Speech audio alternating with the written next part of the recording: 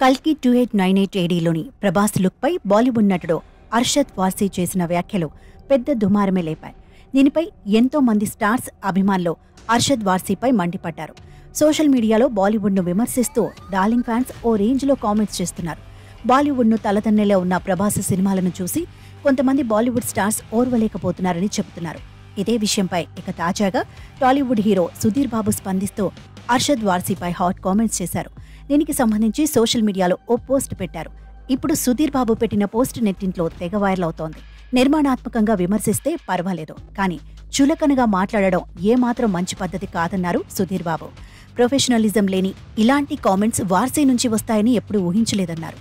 Pan India సినిమాలు తీస్తూ ఎంతో వినయంగా నడుచుకునే ప్రభాస్ వ్యక్తిత్వం చాలా ఉన్నతమైందని చెప్పారు. ప్రభాస్ స్థాయి చాలా పెద్దదని, అది అందరికీ సాధ్యం కాదని కామెంట్ చేశారు. కొంతమంది కుంచిత మనస్తత్వంతో చేసే వ్యాఖ్యలను ప్రభాస్ ఏమాత్రం పట్టించుకోరని సుధీర్ బాబు ట్విట్టర్లో కామెంట్స్ చేశారు. ప్రపంచవ్యాప్తంగా ప్రేక్షక ఆదరణ పొందడమే కాకుండా విడుదలైన 2 వారాల్లోనే 1000 కోట్ల క్లబ్లో చేరి కల్కి చరిత్ర తిరగరాసింది. ఇప్పటి వరకు కల్కి సినిమా దాదాపుగా 1200 కోట్లకు పైగా వసూళ్లు చేసింది. కల్కి దెబ్బకు గగనం ఆధారపడి బాక్సాఫీస్ బద్దలైంది.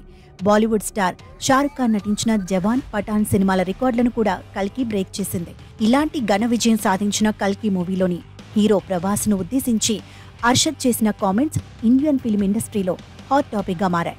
కల్కిలో ప్రభాస్ పాత్ర జోకర్లా ఉందంటూ అర్షద్ చేసిన కామెంట్స్ను అనేక మంది విమర్శిస్తున్నారు.